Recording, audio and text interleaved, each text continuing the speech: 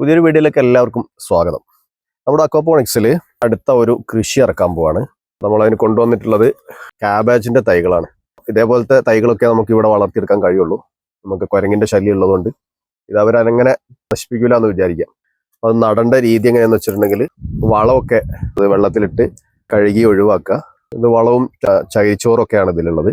അപ്പോൾ നമ്മൾ ഇതേപോലെ കഴുകി എടുത്തതിന് ശേഷമാണ് നമ്മൾ നടേണ്ടത്.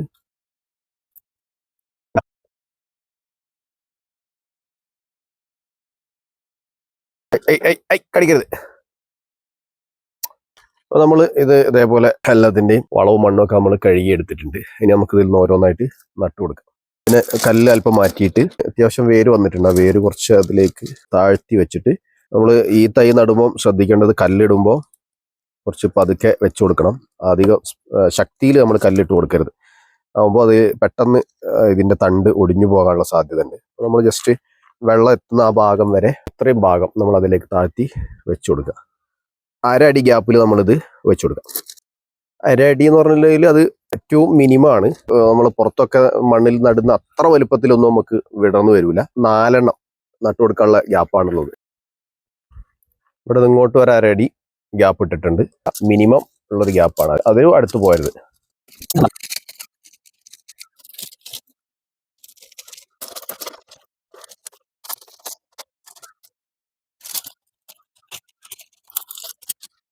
അപ്പോൾ ഇതാ നമ്മൾ ക്യാബേജിന്റെ തൈകൾ നട്ടിട്ടുണ്ട്. ഇനി നമുക്ക് ഇതിന് പ്രത്യേകിച്ച് പരിചരണം ഒന്നും ചെയ്തു കൊടുക്കേണ്ടില്ല. നമ്മൾ ഇതിൽ നിന്നുള്ള ഈ മീനിന്റെ വെള്ളം നമ്മൾ ഇതിലേക്ക് അടിച്ചു വിടുന്ന പണി മാത്രമേ ഉള്ളൂ. അപ്പോൾ ഇതാണ് നമ്മൾ അക്വാപോണിക്സ് കൊണ്ടുള്ള നമുക്കുള്ള ഗുണം. നമുക്ക് ഒരേ സമയം മീനും അതുപോലെ തന്നെ നല്ല ശുദ്ധമായിട്ടുള്ള പച്ചക്കറി നമുക്ക് വളർത്തിയെടുക്കാൻ പറ്റും. ഇതിൽ നിന്ന് നമ്മൾ ഇതിലേക്ക് വെള്ളം അടിച്ചു വിടുന്നതോടുകൂടി അതിലുള്ള അമോണിയം കണ്ടന്റ് വലിച്ചെടുത്തിട്ട് ചെടികൾ നന്നായിട്ട് വളർന്ന് നമുക്ക് ആവശ്യമുള്ള പച്ചക്കറികളൊക്കെ ഇതിൽ എല്ലാ തരം പച്ചക്കറികളും നമുക്ക് ഇതിൽ നടാൻ പറ്റും. തക്കാളി, വെണ്ട, മുളക്, ക്യാബേജ്, കോളിഫ്ലവർ, ചീര, അങ്ങനെ നിരവധിയായിട്ടുള്ള പച്ചക്കറികൾ നമുക്ക് ഈ ഒരു സിസ്റ്റത്തിലൂടെ നമുക്ക് വളർത്തിയെടുക്കാൻ പറ്റും. ഇത് നമ്മൾ പറയുന്നത് മിനി അക്വാപോണിക്സ് എന്നാണ്.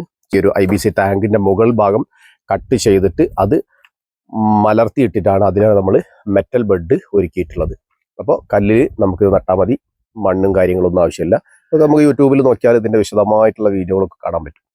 അപ്പോൾ നിങ്ങളുടെ വീട്ടിൽ ഇതുപോലെയുള്ള സംവിധാനങ്ങളൊക്കെ ചെയ്തിട്ട് നല്ല മീനും പച്ചക്കറിയൊക്കെ വളർത്തി അതൊരു മനസ്സിനൊരു സുഖം കൂടി കിട്ടുന്ന ഒരു ഏർപ്പാടാണ്. നിങ്ങൾ എൻ്റെ വീഡിയോ ആദ്യമായിട്ട് കാണുന്നുണ്ടെങ്കിൽ നിങ്ങളൊന്ന് സബ്സ്ക്രൈബ് ചെയ്യുക. അതുപോലെ തന്നെ ലൈക്ക് ചെയ്യാനും ഷെയർ ചെയ്യാനും മറക്കരുത്. അപ്പോൾ എല്ലാവർക്കും പുതിയൊരു വീഡിയോയിലേക്ക് വരുന്നത് വരെ നന്ദി.